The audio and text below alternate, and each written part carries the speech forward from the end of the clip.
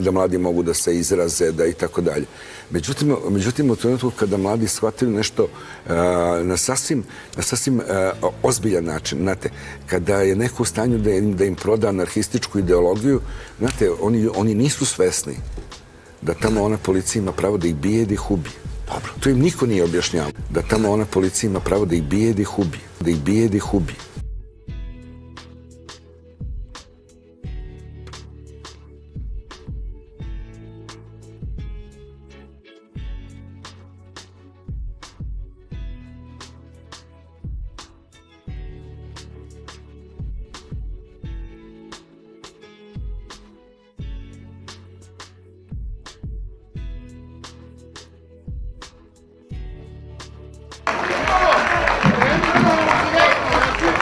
Živela Srbija!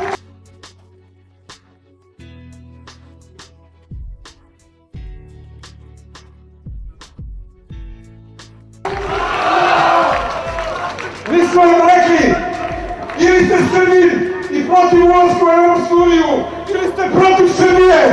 A zašto ste vi ljudi? Sad ćemo da vam pokažemo šta mislimo o ulasku u Evropsku uniju.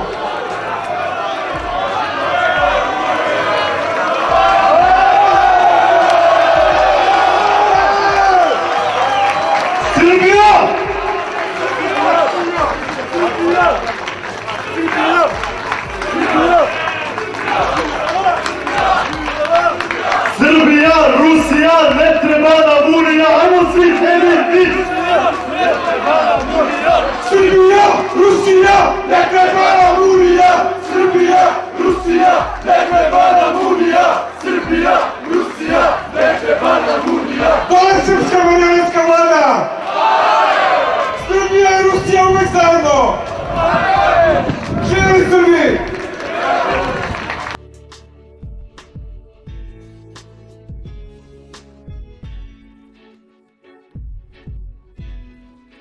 Prvo telekomunikacija, ajde računam, to ti je dalje od tebe. Ajmo malo prvo o tome, telekomunikacije, ajde, oceni kako je stanje. Ja mislim, mi smo kako se zove, u predizbornu kampanju zapravo često koristili da posjetimo više mesta, da vidimo stanje signala na raznim mestima.